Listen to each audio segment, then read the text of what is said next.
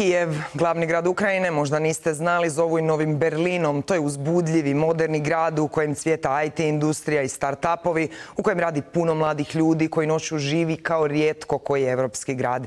Kijev je i grad u kojem je na čelu bivši boksač Vitali Kličko, a danas ga je o ratu pitala RTL-ova Amela Čilić. Zoran Milanović, our president, said that Croatia would in no way get involved in the Ukrainian crisis if it escalates. Does this surprise you in any way? Short message for every European country. If will be nightmare, and we everybody hope it's never happens a war in our territory.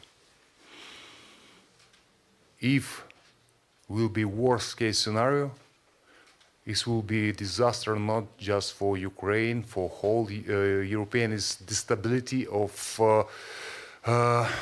instability in whole region, and that's why I understand so many international attention to Ukraine, because it have impact not just for Ukraine, for whole region, for whole Europe. It's our main goal. Do it everything to stop Russian aggression.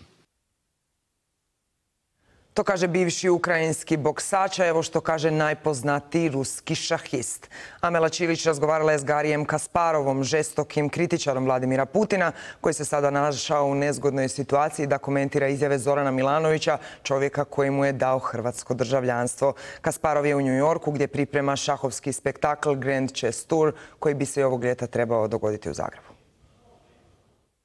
Mr. Kasparov, do you really believe that Putin will invade Ukraine, or is it just a bluff? This is the moment where we should take him seriously, because the list of what Putin would not do is very long. We heard it for nearly 2 decades. No, he would never do this. He would never do that. He would never annex territory of neighboring countries. He proved us wrong all the time. So whether he is willing or not to invade Ukraine, we don't know.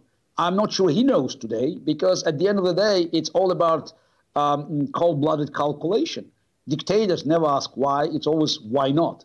And if he believes that he can get away with that, he will do it.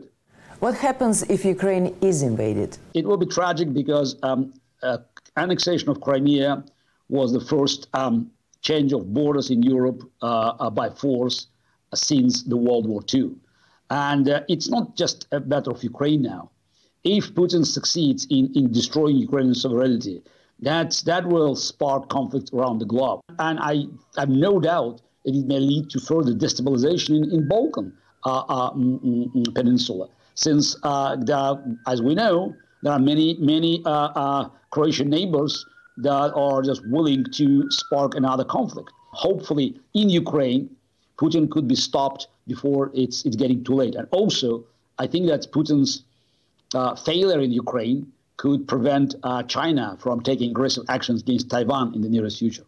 Are you familiar with the statement of Croatian President Zoran Milanović, who said that Croatia shouldn't really interfere with Ukraine's problems? It's a very sensitive and delicate moment for me, because I was always grateful to President Milanović for granting me and my wife Croatian citizenship when he was Prime Minister.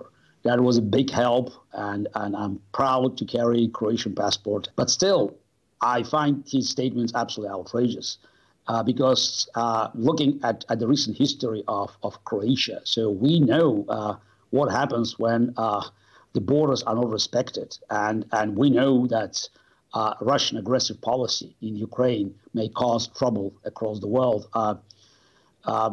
I wish he would never said that, because it puts Croatia in a very odd situation. The country that suffered from Serbian aggression, fueled by Russian political and military support, is not in the position to deny the rights of other potential victims of Russian imperialism to defend themselves. The Russian ambassador at the UN Security Council said yesterday that it was the United States who brought a pure Nazi into power in Kiev. And what's your opinion on it? It's absolute nonsense. It's typical propaganda coming from a dictator. accusing Ukraine of being a Nazi state, it's a really sad joke because the president of Ukraine is a Jew. The European Commission yesterday appointed 1.2 billion euros of help and support to Ukraine. Do you think that this is reassuring for Ukrainian people?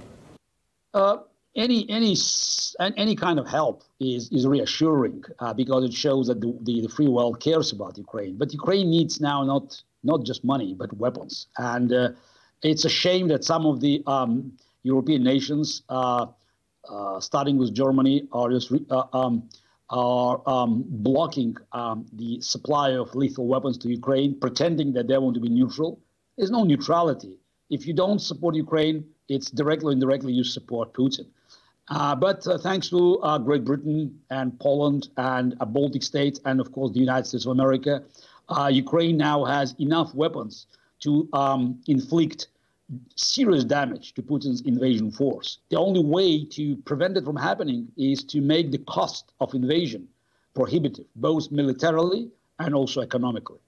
Mr. Kasparov, thank you very much for this interview. Thank you very much.